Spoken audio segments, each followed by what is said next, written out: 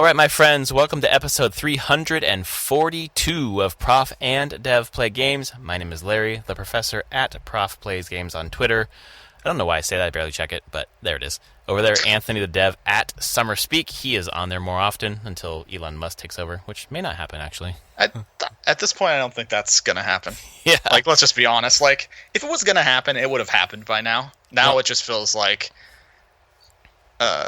using it for publicity more than anything at this point. There is that clause where, like, they can force the sale. Twitter can. Like, I don't know if they will. I guess they could. I don't know if they will or not. I mean, shareholders would love it, so... You know. Yeah, they'll get paid. A lot of people would love it. Yeah. Well, but I don't know. He's not worth as much money anymore. No. So. Well, no, and lots of Teslas are catching on fire. So. Yeah. So, yeah. Well, that's a thing with lithium-ion batteries. Yeah. Like. Right. That is an unfortunate thing of using lithium-ion batteries as our primary battery source for anything. The car behind me in my garage is the same. Yeah, I mean, it's in all your laptops, your phone, like everything is lithium-ion batteries. Yeah. And there's a chance, very small, but a chance that the batteries can catch fire, and explode. The batteries are becoming sentient and self-immolating. Yeah. But whenever you think about it, there's probably billions of those batteries on the planet. So, even at 0.0001% chance of that happening, it's going to happen some. And then you pack them all together in a car. Yes, exactly. They seem to all be happening in Teslas. Hot. That's the key thing, just not having it in, like, hot environments. Totally. Which I wouldn't be surprised if there's a lot of them. Actually, I know for a fact there's a lot in SoCal. And those areas of... awesome. Teslas. Yeah. So, great combination. As a society, we still have some work to be done on the whole electric car thing. Yeah, for sure. Unrelated, happy Juneteenth to everyone. Celebrating, it is Juneteenth. Yeah, celebrating the abolishment of slavery. Well, not really. No. But the news reaching Texas 4 years later. Yeah, that's the thing. We had to explain this to the kids tonight. They're like, what is it? And it's like, well, it's when the final slaves learned that they were free. Yeah. And how long was that? 4 years. Jesus Christ. No one bothered to tell them for 4 years. Gee, I wonder why. Texas, man. Texas. Fucking Texas. Look up the news on Texas today, folks. God. Well, we are not talking about Texas today. We are talking about some more non-E3 stuff. There was some Capcom news we'll talk a little bit about, but there was Square Enix had a thing with some news that Anthony's going to cover because I understand very little of it. And then we'll talk about what we've been playing. Do you want to talk about the small stuff first, or you want to talk about Square first? Let's get through the smaller stuff first. Capcom had a showcase, which was just showing most of the stuff they'd already talked about. But pretty much. And people watched it and were like, wow, that was a nothing burger. Cool. Yep. Go Capcom, I guess. Let's talk about Street Fighter 6 some more and some Resident Evil stuff. The 4 remake and Village DLC. Well, and I guess they had talked. I guess I hadn't heard previously that Resident Evil 2 and 3 and 7 were getting PS5 upgrades free, and they were out that day. Yeah. So that was new, I guess. Yeah, and they're bundling them together, or doing a bundle for the PS5. Oh, I didn't see that. Going on there. Yeah. But yeah, those upgrades, those went out. But that was like what they ended the event with. Was that they were getting, like, that's the level of excitement they had. It's like, why'd you even do this thing? It was 30 minutes of nothing. Yeah, for the most part. Like, but then they also, like, I don't know if it was the day before that coming out or when, but then they're like, hey, we're gonna celebrate Dragon's Dogma 10th anniversary, which, in the strange thing, and over the 10 years of that game, which I'll be honest, I've never played, I know of it. Yeah. It's definitely earned a cult status. Yes, I hear about it a lot. Mm-hmm. I just bought it because it's on Steam for $4.80. gonna so check I was it out? like, sure, Yeah. I'll check this out. Because a lot of people I know who've, or I respect, have played it and really love it. Yeah. And the combat designer from it is the combat designer for Final Fantasy 16. So I'm kind of curious where they've gone design wise. Yeah, they've also worked on like Marvel vs. Capcom 2. So they have a very different the good combat. Marvel vs. Capcom. Yes, a good Marvel vs. Capcom. One that I played a lot of in college. Yeah. And then found out that I liked Guilty Gear more and stopped playing Marvel vs. Capcom and just played lots of Guilty Gear X and XX. Much to my friends' dismay of being like, "Do you want to play Marvel vs. Capcom?" I'm like, "No." I'm playing Guilty Gear. That's slow and boring. I want fast. Yeah, there's my hot take on the Marvel vs. Capcom games, or the standard Capcom fighters. I find them slow now, which is probably what I need at my age now. But right, the reaction time. I was like, I want the super fast fights. Let's go. Yeah, give me the slow reaction time games. I'm ready for those. Yeah. Not that any of the fighting games have slow reaction times at all. Zangief feels slow to me. Yeah, it's like my speed. There you go. But they did that, and it was honestly that whole Dragon's Dogma 10th anniversary thing started, and it really looked like it was going to be nothing as well. They're like, here's like a retrospective on what's happened in the past and what development was like, and some of the people that worked on it, some interviews, and you're like, okay, that's cool. Is this just leading to like a remake or a remaster? That was what I was expecting. That wasn't announced. The last thing they announced was like the three people giving the presentation took off their jackets and they said Dragon's Dogma 2, and they confirmed that it was currently in development, but they weren't showing it. So it's probably a couple of years off at minimum, but just putting it out there that yes, we are continuing this franchise. We're gonna make another one. Cool. And yeah, was trying to go back and figure out like what came out around the time Dragon's Dogma originally came out. Why you wouldn't have played it, kind of thing. Yeah, and just like I haven't heard of it. Even back in the day, I'd heard of it. I heard when it came out. I had friends who were playing it. It just I never did. Because I had a friend who really liked it back when it came out and was like, this is a really cool RPG. But clearly I was playing something else. When it come May, well, I mean, let's see. I had almost a 2-year-old at that point. And my wife was entering her second trimester with my second kid. So sounds like that might I have had been a lot going on. Like I was probably not focused on deep RPGs at that time. Right. Yeah, I don't know, but completely under my radar. But I want to give it a try now, and people clearly were excited. That was the thing. Like Yes. I saw a lot of people very excited that Dragon's Dogma 2 was actually going to be made. That Capcom wasn't just going to be like one and doneing the series, even if it took them 10 years. So that was exciting. I thought I had that in my library, but I guess I don't. Cool. Well, $4.80. Yeah, maybe I'll pick it up too. Check out the store while you're talking. Because I've heard so much about it as well. Yeah.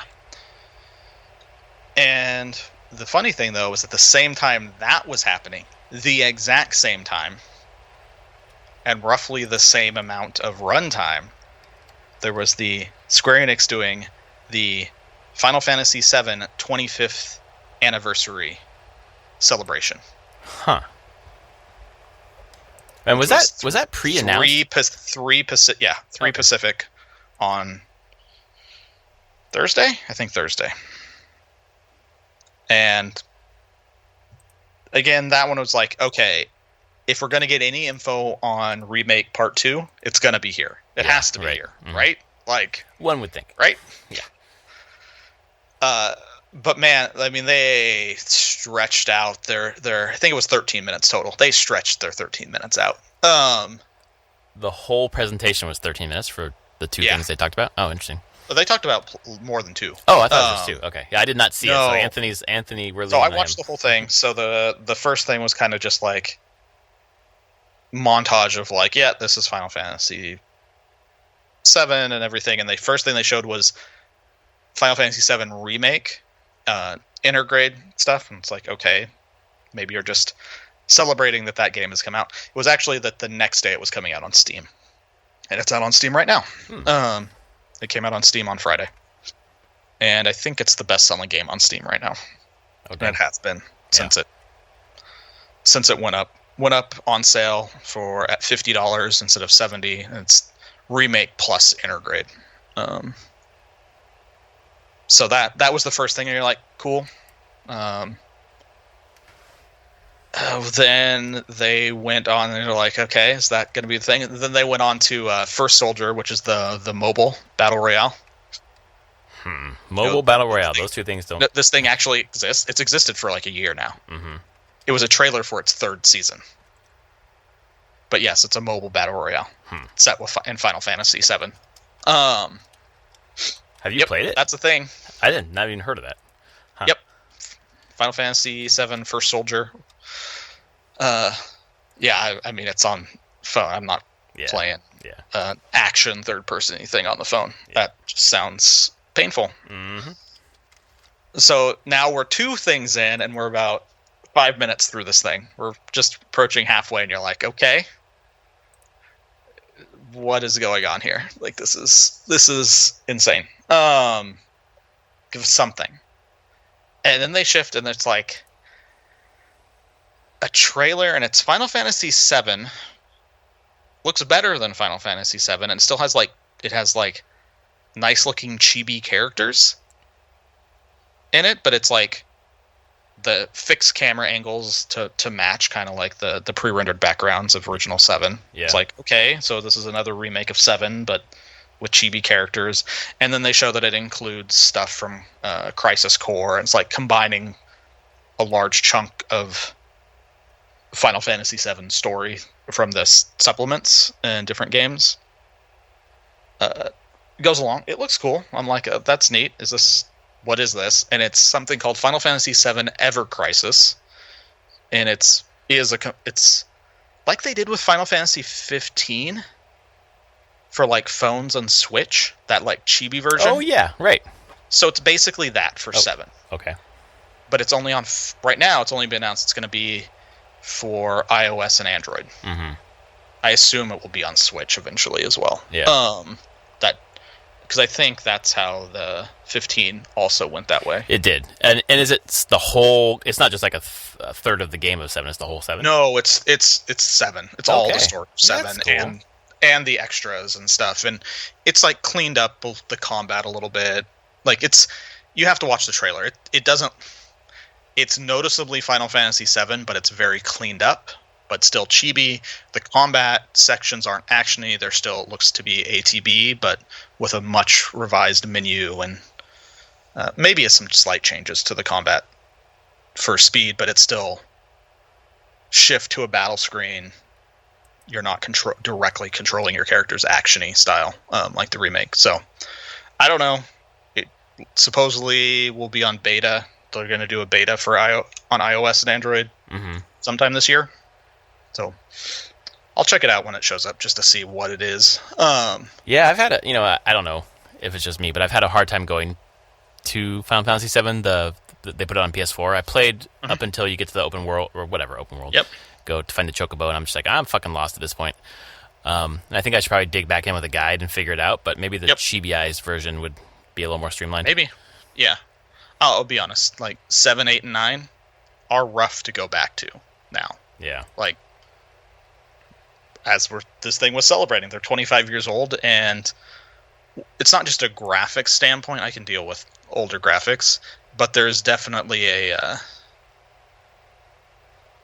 quality of life general games have a better just quality of life improvements than in the past. Even games now that are considered obtuse, like Elden Ring, have way more quality of life than games 25 years ago. Yeah. So take that for what it is. But that's coming out, so now we've done 3 announcements through this, and you're like, okay, that's cool. That's a new thing. It does sound... I've heard of that. This is better than Capcom so far. Then they go to the next thing, and you're like, oh, this isn't... It starts off, and you're like, oh, this is the end of Remake, because I've seen at the end of FF7 Remake. But then, no, it's Final Fantasy VII Crisis Core Reunion. It's a remake of Crisis Core. Which was a spin-off Final Fantasy thing dealing with a character that you learn about in normal Final Fantasy VII, who was like Cloud's friend. Mm-hmm. I don't know if you care about spoilers or anything. I will this forget, point. So go for it.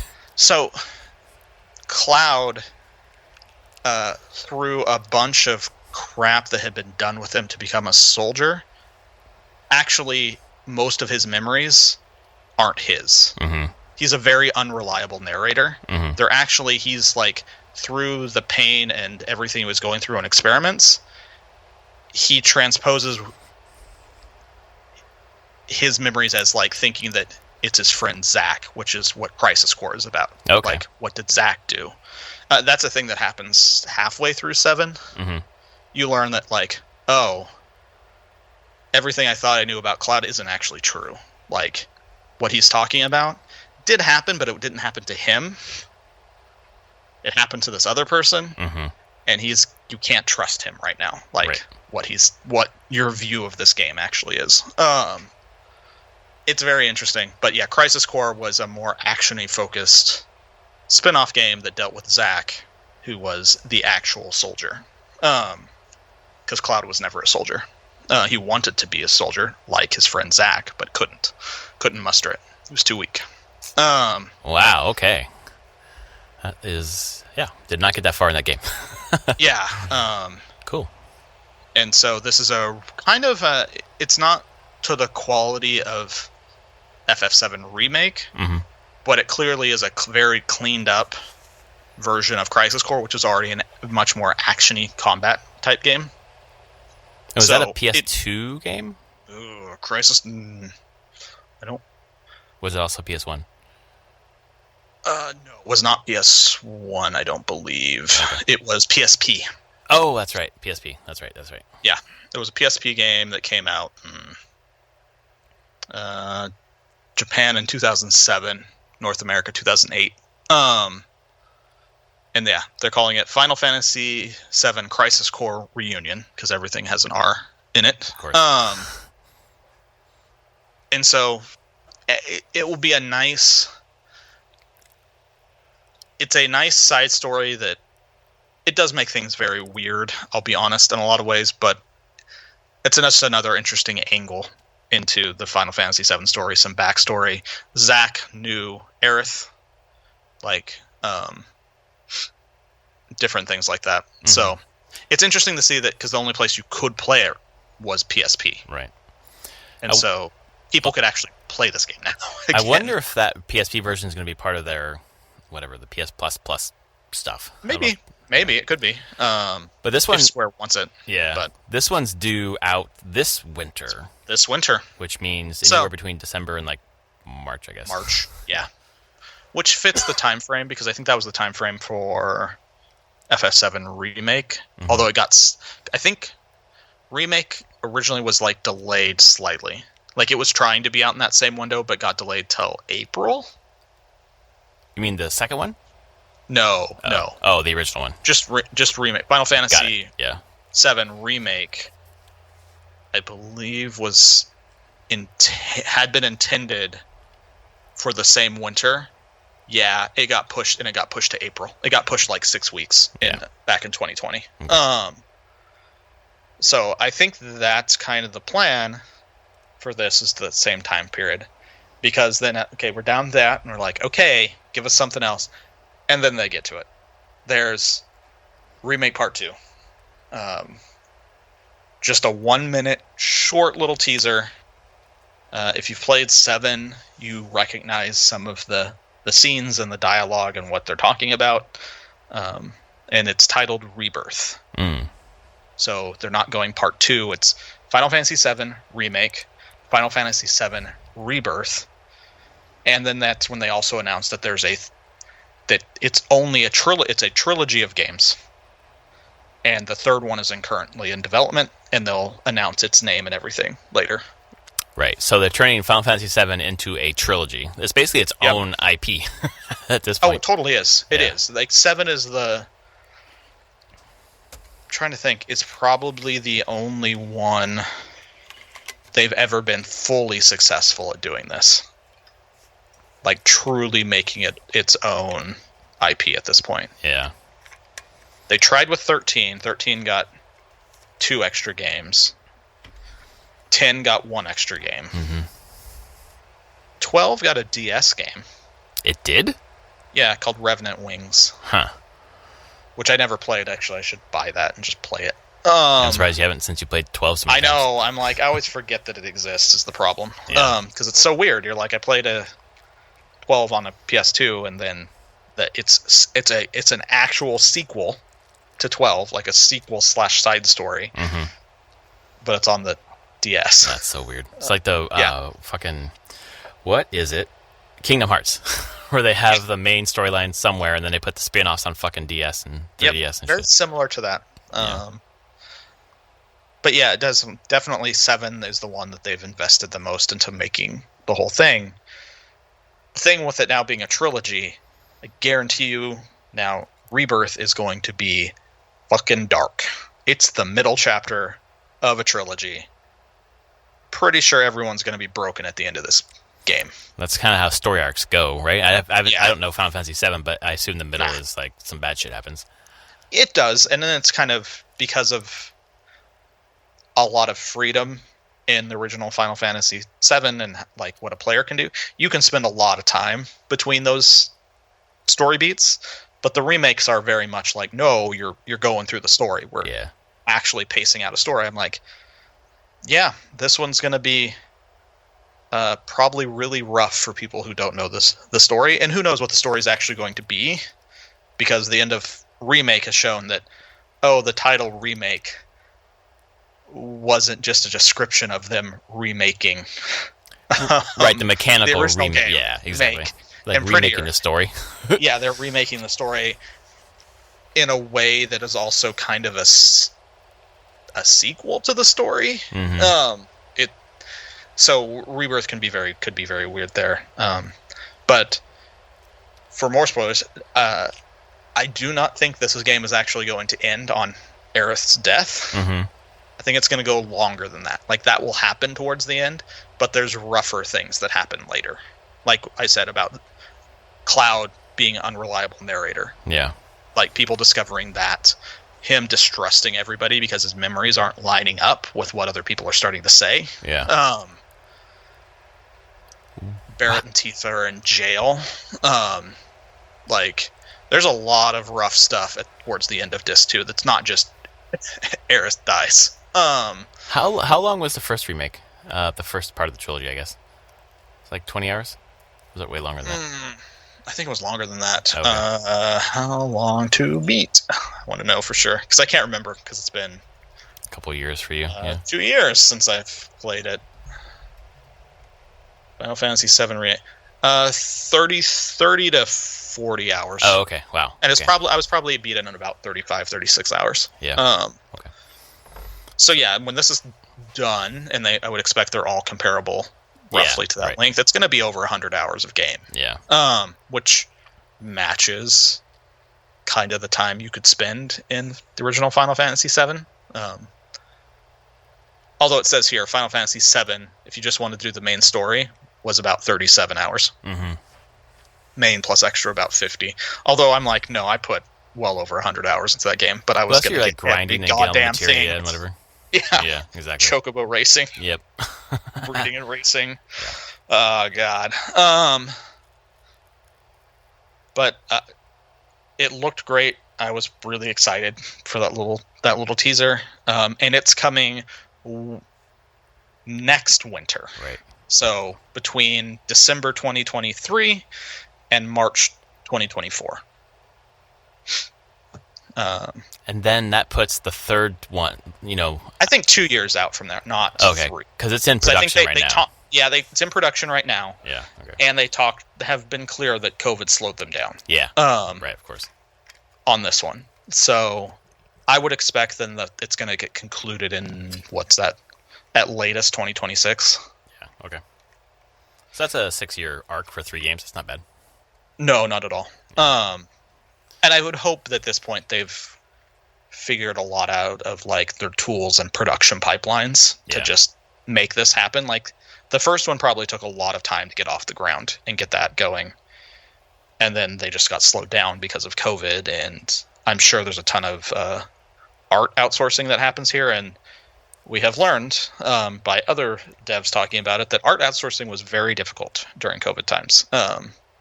There had been quite a big slowdown in that. Honestly, because a lot of that art outsourcing happens in like China and India, who had some severe COVID problems. Big problems. Yeah, exactly. Yeah, and responses to them, like China having really big lockdowns makes it hard for anyone there to do their work. Yep. So there's just a lot of it slowed the AAA industry down on that front quite a bit. Interesting that there's that much outsourcing of it. Oh yeah, ton. There's like entire companies built to just outsource 3D models and textures and stuff, because when you're looking at photorealistic things, it takes so many man hours to make. There's no, like, your teams are going to be enormous already, and they're just talking about like 1,500, 2,000 person teams. If you can had all those people making art, needed the content, pure content creation. I mean, Ubisoft, years ago, the Assassin's Creed games ballooned into well over 1,000 people working on them across the globe. Right. That's the thing. Ubisoft didn't outsource as much because they just created their own studios in those countries to do exactly that instead of looking for third parties. But some studios don't want to do that. It's easier to just go with a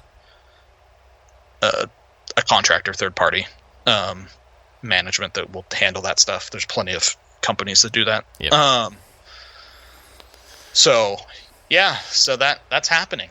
Sounds like the Square presentation was pretty eventful then. It was short. It was 13 minutes total, and they just bam, bam, bam, bam, bam.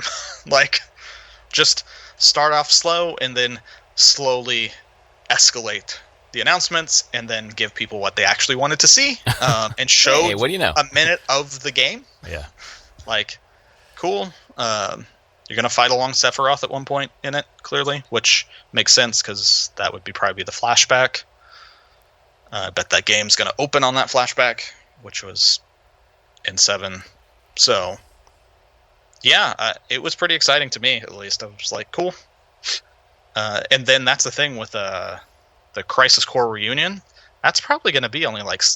No, not Crisis Core Reunion. FF7 Rebirth is only going to be like 6 months after Final Fantasy 16. Yeah, that's the thing. Is like it feels like those two announcements are bookends for 16. Like, we're gonna get Crisis Core, you're gonna get 16, then you're gonna get the remake part 2. That's a fucking lot of Final Fantasy.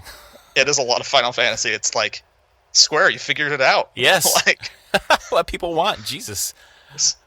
And somewhere along the way, I think in September they have that other Forspoken. Forspoken, yes. Yeah. Which I haven't heard. Yep. They didn't talk about, I guess, at that presentation. They haven't. I was not in that one, because that one is purely Final Fantasy stuff. Yeah. And we didn't see anything at any of the... Oh, because it got delayed until October. That's right. Oh, I thought it was September. It's October? Okay. Yeah. No, it's October 11th. Ah, got it. Yeah, so there's time for them to come talk about that. There is, and I could see that being... It is PC like everything, but it's console exclusive to PS5. Yeah. So I could totally see Sony doing a state of play on it mid to late summer. Well, yeah, exactly. There's certainly going to be another Sony presentation, because the one we saw so far was that was not the first party stuff. You still got God of War No. coming out. Seems reliably like it's coming out this year. Yeah. With the tweets from Barlog recently. Yeah. Seems likely, which is cool. I'm looking forward to that. Yeah. I don't know if you're That into was- that, but Which one? the God of War Ragnarok. You didn't finish. I God don't of know War if I'll 18. play it, but Yeah. It's definitely one of those things I'm like, just because I didn't play it doesn't mean I don't want to know the story. I'll probably watch someone play it. Yeah. When it first comes out, just so I can see the story and everything being done. Because I'm curious where it goes and where the franchise goes after it, kind of. Yeah. Like, there are Norse stuff now where is this gonna close up that chapter of Kratos? I feel like it's Story? going to be a trilogy. So Yeah, I'm wondering if it will be, but Yeah. we'll find out. Obviously, I'm sure Sony would like it to be a trilogy. Oh yeah, money-wise for sure. And I'm sure that Yeah. I mean, Barlog's not even. He's not directing this one. No, because he moved up. He got promoted. He's, what did he become now? Studio director, creative director. He's basically in charge of all the games Sony Santa Monica is doing. Not just that game. But he's not directly involved as like as the creative lead on it. Sounds like he's playtesting it right now, though. So yeah, I'm sure. And that would make sense if he's creative director. Everything still goes through him in some way. Yeah. He just doesn't. He trusts other people that he can give his feedback, and they will take that and figure out what needs to happen. November 21. That's my guess. Nope, 22. November 22. 22? Yep, that's what I'm thinking. We'll see. I can see it. Yeah. That would be. I assume this has to be Sony's big Absolutely. This has got to be their big game. winter game. Yep. Yeah. I mean, you've got Last of Us Remake in September, which, I know development costs a lot of money, and I understand, but $70 for a game that they're remaking for the third time is just like, fuck. Yeah. I thought that was going to be 50, but whatever. He's the producer on God of War Ragnarok. Okay. But he's not the on the God of War. He was the game director and story writer. Yep. But he is not the story writer and not directing the game. Yeah, Mhm. he's higher. He's higher than that game now and doing other things that Good whatever for him. Good for him. Sony Santa Monica is doing. Yes, exactly. Hopefully something else really cool. Like, it wouldn't surprise me if they have another game being done. Yeah. So I heard something about like a space game or something. Maybe I'm possible. misremembering. Yeah. he was born in Sacramento. He was? Oh. Well, Yep. He's 46 years old. He was 1975, Sacramento, September 2nd. Also Hey. a Virgo. yeah. Hey, there you go. Virgos are the best. So. It's true. Yeah, so Naughty 3 had some more stuff. We got one more thing coming because no way we're getting out of June without a Nintendo thing. But it sounds like the rumors are pointing to late June. Yeah, I think it's either this week or next week. I heard the 29th, which is... Okay, so next Wednesday. Is that Tuesday? A week. Wednesday, Yeah. Mm-hmm. Yeah. I could see that. Yep. Uh, Why not? Get out of the whole Summer Yeah. Games Fest, whatever, and just get your own airtime. yeah. So hopefully they've got, they've got a game coming up right before that, though. Three Hopes. It's true. Fire Emblem. I downloaded the demo. I haven't checked it out yet, but... Oh, right. There was a demo. I should do yeah, that. I'm planning on checking it out. There's too much to do. Just fucking too much work to do. Yeah. Even though it's summertime. Holy shit. But then there's like too much content. Like, I want to watch stuff. I want to play stuff. I want to read stuff. Yeah. And I'm just tired. It's a good transition to what we've been playing. I will go first if you don't mind. Go for it. Every morning when I get up with my daughter. So what do you want to do? Metopia, Metopia, Metopia. So we played Metopia. We got to the Dark Lord. We were grinding for a bit. Introduced the idea of grinding because we were hitting a wall with these enemies that would just one-shot us. But finally got past them and got to the Dark Lord and beat him. And it's not the end. I thought it was the end. It's not the end. It's the middle of the fucking game. The whatever animus inside of that, the evil animus inside leaves and goes into another body, and you got to go find that body. and fight that character. But it opens up like a hub, and the hub has like new quests to go to new worlds, kind of in any order. Has me characters from other people's games. It actually kind of opens up a little bit more. They're not taking my characters away anymore. It was kind of fun for the first time in a while. So my daughter's just still super into it. We changed a bunch of characters' looks today. You can use Amiibo to get costumes from Nintendo characters onto your Mii character. So now we have Link and Zelda in there, and that is what we're playing. When I'm not playing that with her, I'm playing Ratchet and Clank at night, and that has been continued to be really good. That game has opened up. Every world that you go to has like a different kind of gameplay. I don't know, like aspect to it. That's been kind of cool. And some it's like collections, some it's like solving, different like battle puzzles. It's been each place I've gone to has been something a little different, and then obviously the weapons are different too, and you're just kind of trying to manage your resources with the weapons, and you use the ones that you love, so you end up using weapons you don't like very much, and trying to learn how to play with them and be successful. It's been fun. It's been a lot of fun. Nice. And that is it. Just Miitopia and Ratchet and Clank. Otherwise, just lots of work. But I'm going away for a couple of days, and I'm bringing my laptop, and I'm going to get the fuck back into Disco Elysium, because I am looking forward to reading and playing games. And I was like, well, how can I do that together? Disco Elysium. But you're forgetting one thing you did play this week. Oh, fuck me. Too. Oh, my God, Anthony, I cannot believe it. I played the shit out of this game this week. Fucking Shredder's Revenge came out. Yep. We played together. I played with Travis, and I played by myself. So why don't you start talking about it, and I'll interject. Okay. I can't believe I forgot that. Jesus Christ. Yeah, I mean, I played that. I only played it with you. I didn't play it any other time. I just had it through Game Pass. That was great. And yeah, I had a reasonable good time. It reminded me on how little I remember of Turtles overall. Like, I remember, like, we were playing. I'm like, I remember the stuff out of the movies. I remember a little bit of the animated show, but clearly not enough, because there's a ton of those characters. I'm like, I don't know who this is. Like, should I? You didn't know Wingnut? Come on. I don't remember, honestly. I know Bebop and Rocksteady, of course. Mm-hmm. Krang, Shredder. Krang, I knew Shredder, of course, and then the scientist, Baxter? Oh, Baxter Stockman, yeah. Yeah. That was the main ones that I was like, okay, I remember those. The rest I'm almost like, I don't know. Like, clearly I've forgotten so much. But yeah, I mean, I had a great time just kind of button mashing and fighting through the very much arcade game again, basically. Like, it wears what it is on its sleeve. It's like, no, you remember those Turtle arcade games? It's that game. We're like remixing some of the levels. Yep. They're bringing stuff from like the Manhattan Project, from the arcade game, from Turtles in Time, some new stuff. Yep. They brought in characters from the Secret of the Ooze movie. That's right, Super Shredder, and then those two...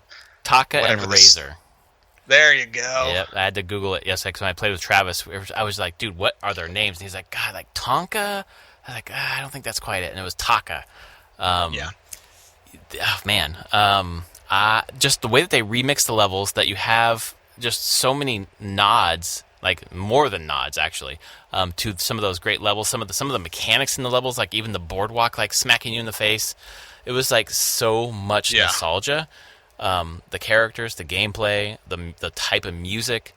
And there was some stuff that, like some rap later. I think it was, who was it? Raytheon, or I forget. Some famous rappers, I can't remember, who did a song during one of the Shredder battles that people are freaking out about right now. It's very good. Soundtrack's very good.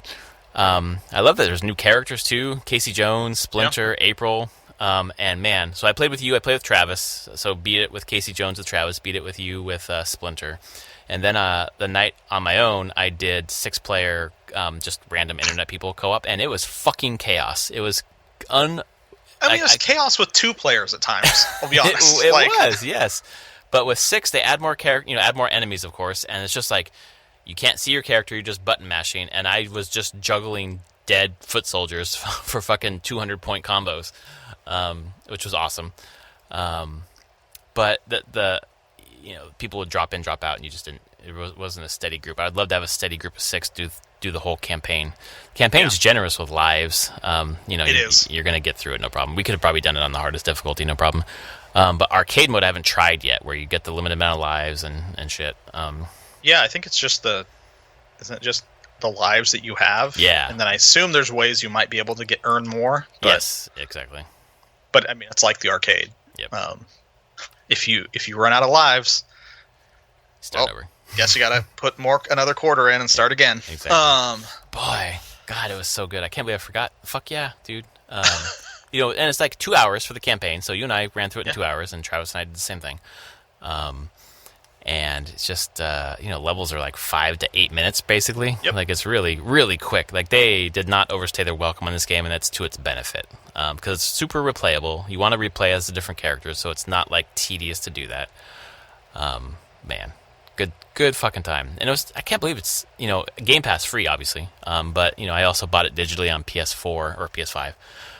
There's no PS5 version, it's just PS4. But it was like 10% off right now. It's like $22. Like, I don't know. I don't know the Steam, what the refund rate's going to be. Hopefully not very high because it's super replayable, but like you can technically beat it in just That's around the true time. if you're, So I don't know. I mean, that is definitely a hard thing on games like that. Like, I feel like developers don't want to make short games anymore because of that refund thing. Yeah, they want to make you want something that will definitely keep someone in for more than 2 hours. Yes, for sure. Like, but I don't know. It was a fun time. I don't see myself just playing solo on it. Again, if people want to play, I'd probably join up. But yeah. No, it's way fun. I'm glad I did it. I assume so. Like all the old, not even the turtle beat 'em ups. Yeah. Any of the old like beat 'em up games from our youth were way better with people. Yep. And was I wrong? I must have been wrong because I feel like they would have put it in if it existed. But the TMT beat 'em ups didn't have like character combos, right? I don't think so. So, God, the X-Men arcade beat 'em up and like Avengers, like, and the Simpsons was the other big one. Yeah, like the characters you could get next to each other and do combos with each other. Yeah, the turtles you couldn't. Okay, I was just making sure. I was like, it felt like I couldn't remember if it just didn't exist or if it for whatever reason they weren't using it. And I'm like, no, I'm pretty sure this is true enough that if it did exist, they would have put it in.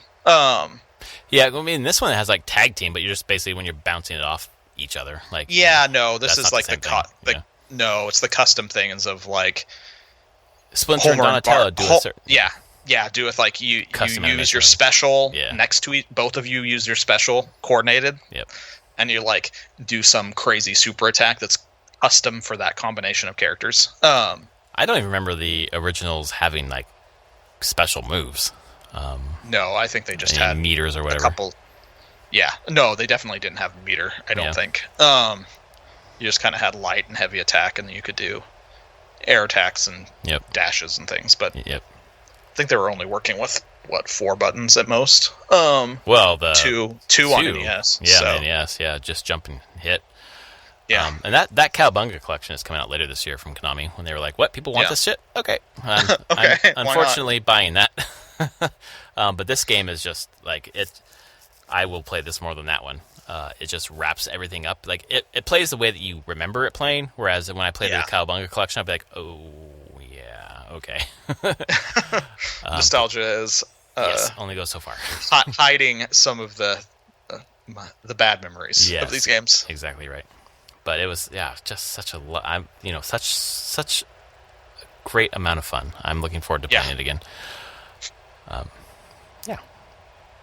Anything else you played this week? I've played so much. So where do I want to start? Let's start with the main games. I've actually played like the release things. I've been playing Xenoblade Chronicles. Oh yeah, how's that been? I went back to it like twice as far than I got the first time I tried. it's enjoyable. The story is getting more interesting. It's still very anime in so many ways.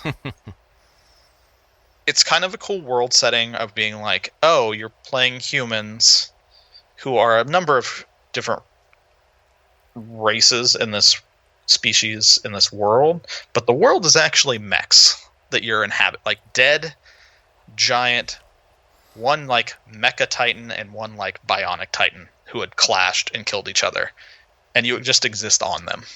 Right. It's very, and I just traveled through the lungs of the bionic one. Oh wow, that's great. Yeah, you're like, I'm in trachea. Okay. So it gets a little, I'm like, okay, this is crazy. Yeah, I definitely, I'm like, I could understand the combat a lot better. It's running smoother. I think the only thing that holds it back for me is that the world is huge, but my God, is there a lot of running at times. Yeah. Jesus, the checkpointing, not checkpointing, like the waypointing is just so bad for where quests are sometimes. When you're like, all right, closest waypoint, teleport there, run the couple minutes to the quest giver, turn in the quest. Oh, look, they have another quest for me to do. Okay, go do that. Rinse, repeat like 4 or 5 times. And you're just running so all around. There's a lot of, yeah, there's just a lot of running. Which I'm like, the game has just enormous open zones. But I wouldn't say it's necessarily a good thing, because that's definitely, I'm just like, okay, I'm bored. Like, yeah. I don't want to keep running through this zone back and forth to finish these stupid quests. I think that's the only thing I'm just like, a little rough. But it gives it a sense of scale. No, it's boring. Stop. It definitely has a sense of scale, but yes, it is the speed at which you can move around the world is a little slow in that regard. So that's been fine. And then I've been playing some more Chaos Gate Demon Hunters, progressing my campaign through that more. It's getting very hard. I don't even know if I'm gonna be able to beat this campaign. Getting to the point where you're gonna put it down. Not that way, but it's the XCOM way of being like, oh shit, everything's going wrong. Yeah. Like, it's very much XCOM in that way. The campaigns just, the longer they go on, the more pain they inflict as you're going, because there's always little cuts happening. And I'm definitely feeling it now in the game, and I'm like, I've taken down 2 of the 5 bosses. And I have the 3rd one I could start. Like, I've uncovered where the 3rd one is. And I'm like, can I actually finish this? Like, do I have the resources? Does this game set up so I could actually win? I don't know. We'll see if I continue to play to find out. But it's getting rough. I believe it's a cool game. It's a really cool game, though, for people to like XCOM. They did a great job of taking kind of the core of what makes the new XCOM games work, and then very much really owning the 40K lore on top of it and tweaking it to just feel like its own game. So it's been good. I highly recommend that one for tactics fans. And then I played a lot of Steam demos. Yeah. Because this is Steam Next Fest, and there was a lot of demos that went up, and there's a lot of bad demos. Ooh. Really? I won't really talk about this so much. But I played 13 different demos. Some only for about 10 minutes, 15 minutes. The longest I played one was an hour and 15 minutes. Which one got you the longest? The longest one was this game called Above Snakes. And it is a survival crafting game. It's an isometric survival crafting game. Above Snake, I don't know why it's called that, but it's like, I'm trying to think if it's because if that's the name of the Native American woman you're playing in the game. It's kind of like fictionalized Frontier West, where the premise of the story is there was like this frontier town that was doing fine, and then the undead hit it, zombies or something, And then it's a survival game. Now you cut, and now you're playing this Native American woman out in the wilderness. And the thing is, this is an isometric game, and you start and you're on like one tile of isometric terrain. That's probably like a quarter mile on each way. Isometric. It has trees. Mm-hmm. You chop them down, do your normal survival stuff. You need a house, and it follows all those normal tropes the same. Collect, build, get better. Yeah. But the way the world expands is once you collect enough stuff, you get to place a new tile. And you can start uncovering new tile types. And so you as the player, start building the world out. Tile by tile of what, and you have to use different tiles to connect from like, oh, I'm in plains. I want a plains to pine forest tile. I know I can build pine forest tiles over here, and I can build lake tiles over here. So they're like specific transition tiles? Yeah. I see. But you're building the world as you go, and it was enough to keep me occupied for over an hour. I was having a decent time with it. I didn't finish the demo. I'm pretty sure people have said that the demo takes like 2 to 3 hours, which is impressive for a demo. And these are mostly... But it's just... I'm sorry, go ahead. Go ahead. No, go ahead. Mostly demos for games that are not out yet, right? No, none of these are out yet, as far as I know. That's the thing with the Next Fest thing. Like, games have demos, but all the ones that are featured in the Next Fest are games that are not out yet. I got it. Okay. Yeah, it's for stuff coming out over the next year. So that's the one I played the most. The second one I played the most was Cult of the Lamb. Oh, yeah. This game is awesome. Really? What's the... It's a survival game, too, isn't it? Like a... Kind of very light. Oh, okay. Cool. The survival aspect, like the village building aspect of it, is the roguelite aspect of it. Like, you go out, do runs. Honestly, the runs and the rooms on the runs remind me a bit of like Hades structure in that way. Hello. Of like, you go out and you have just little spoked rooms. There is a map though, so you can see where you've come from and everything. But short runs, go out, get resources, fight monsters, take them back, or die. But either way, spend resources to make your cult better. Yeah, because you're a cult. You're a lamb, and you're making a cult. The music is hilarious. The music is good. The writing is hilarious. It's really twisted. Combat was really snappy. Simpler than like Hades combat, but still had that level of like really snappy, actiony combat. It reminded me a little bit of Binding of Isaac in its art style. Yeah, that's what it reminds me of as well. But as a demo, incredibly polished.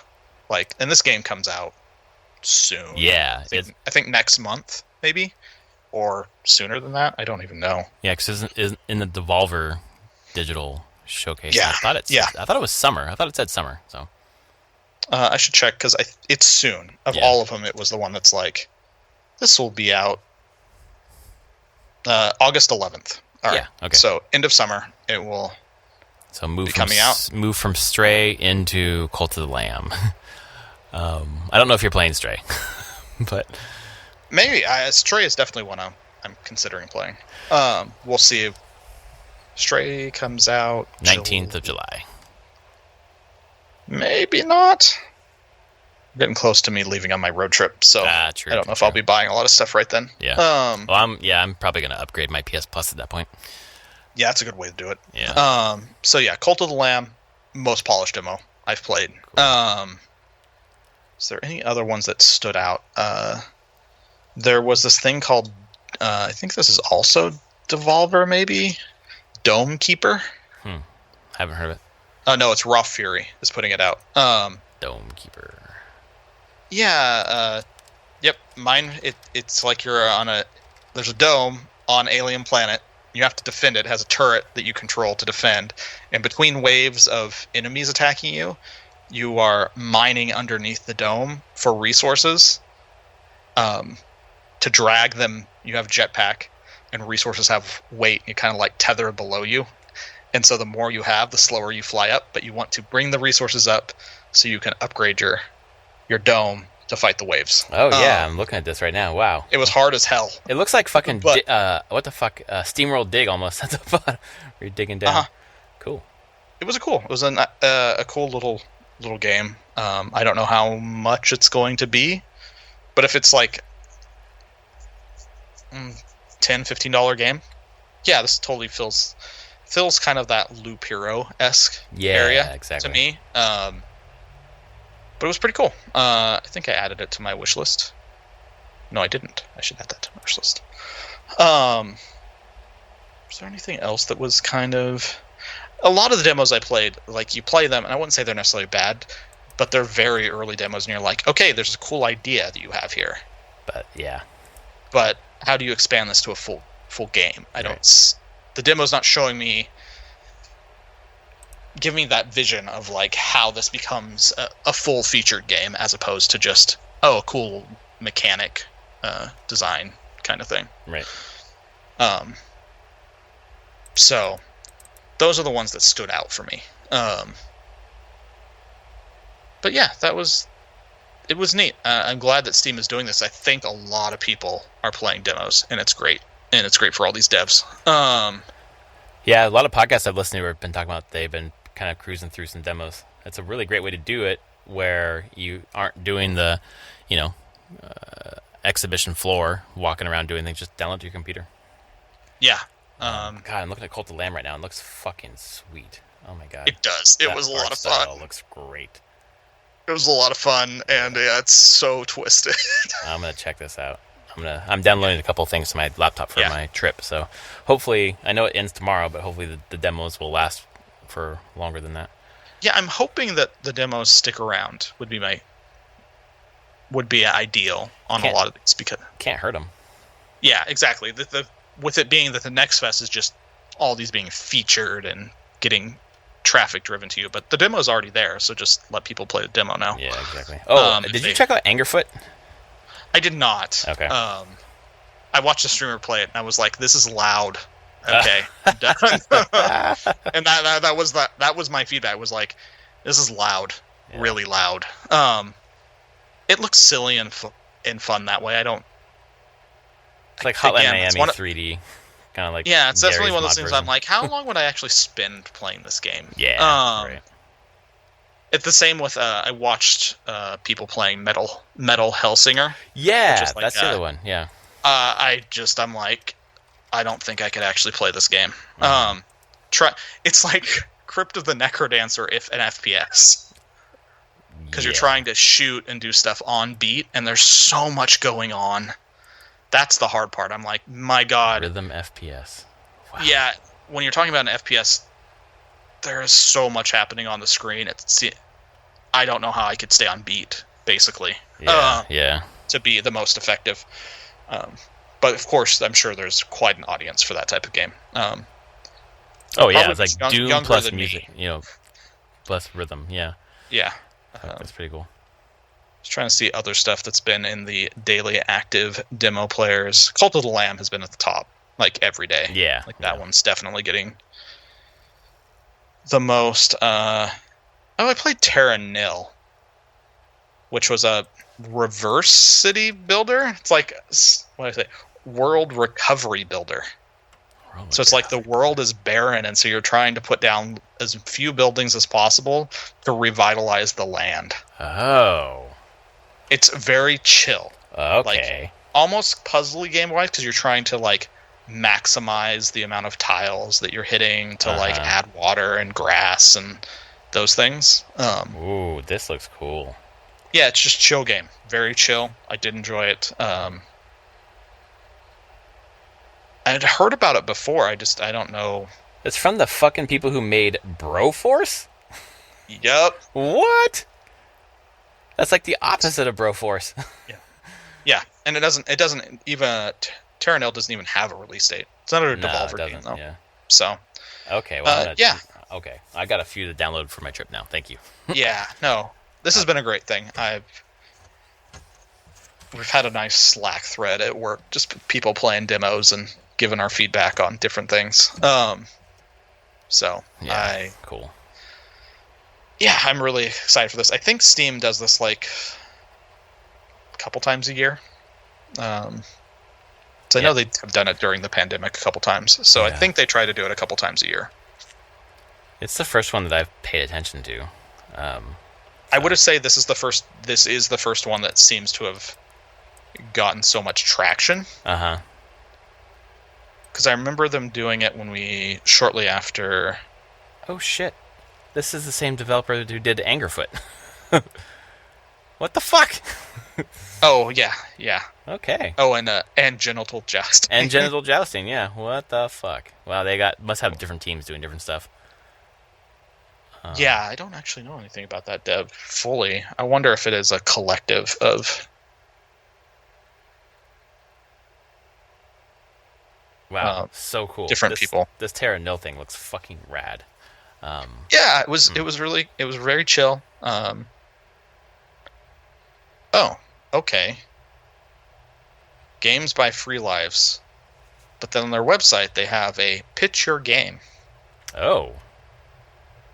So I wonder if they're a collective of... Uh-huh.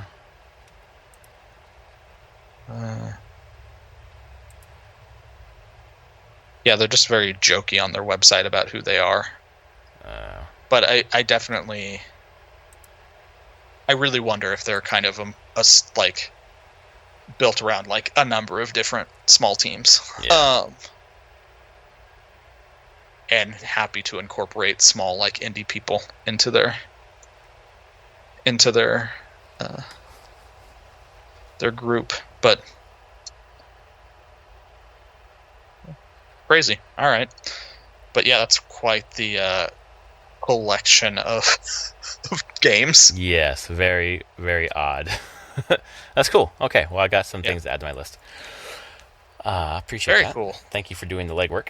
No problem. While we were talking, I picked up Dragon's Dogma Darkness Arisen because I got my $5 refund for not buying the Steam Deck, so I just put that there. You go.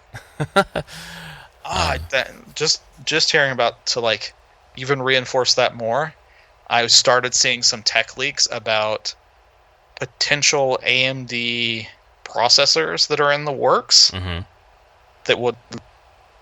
that are super low power. The next version of Ryzen that's coming out later this year, but this would probably be in 2024. This one would see that is most likely perfectly designed for like Steam Deck or very lightweight laptops. That was probably like 50 to 60% faster than the current thing in the Steam Deck. So it's like Steam Deck 2 potential. Oh yeah, that's what like all the people online are like. This is probably Steam Deck 2 because this is stuff that AMD would typically sell to just anyone who wants it. They are specially making this type of stuff for the thin and light notebook manufacturers and Valve. Yeah, so that it reinforces even more. Like I have enough to play, enough places to play, and I can wait for them to do a better version of this because the things you shared and other people have talked about and I've read, it's like it's good. Battery life sucks. It's hot. Gen 2 will be much better. Yeah, I mean, I think that's with a lot of this. There's a lot of experimentation to get something like that to market, and this is revision 1, and that's a milestone. That's a very big milestone. Yep. But I would say the very consumer friendly one will be revision 2. Well, I just keep thinking about it in terms of Wii U to Switch. Like if the Wii U was Gen 1 of the Switch, which it wasn't, but kind of was. The Switch is awesome, and the Wii U was not. Great. So good games, but system was. Yeah. It all comes through iteration. So that's my hope. I hope we get Steam Deck 2 that, let's see, right now we're at 2022. So probably give Valve at least a year and a half, 2 years would be my thought. Get a new one out? Yeah. Cool. That seems about right. I don't think they'll want to do it in a year. No, definitely not. Even though I think the current Steam Deck, like, if anyone's buying that to play AAA games now, and then the next year, it's going to be painful. Yes. Like, it's just going to be a painful experience. Unfortunately, it's just the CPU. What they have in there right now, especially the CPU and GPU, APU, it can barely run AAA now. Yeah. Stuff now. It's not going to last. So it's just a trade-off, and so that would be the hope, is give them 2 years to figure out what they need. And then hopefully that can just be something that could last 4 or 5 years. Well, I hope it's successful enough for them to want to do a second one, Yeah, so, I think it is. Yeah. Hopefully. So, yeah. We'll see. Because, I mean, and by the time the second one comes out, I'll probably be out doing stuff again. Like, I just feel like exactly. I have a computer. I have my fucking laptop anyway. That's my mobile gaming thing, anyways. And I'm not going mobile anywhere right now, so that'll change very soon. Neither am I. Yeah, exactly. So, what the fuck? I don't need that. I have enough to play. I still have shit on my 3DS I need to play. Yeah. Jesus. Cool. Well, that was episode 342 of Prof and Dev Play Games. If you like us, please rate us on your podcast service of choice, and we shall be back next week to talk about whatever happens this week. I'm sure there's more stuff coming this week, so we'll see you then. All right, later, everyone.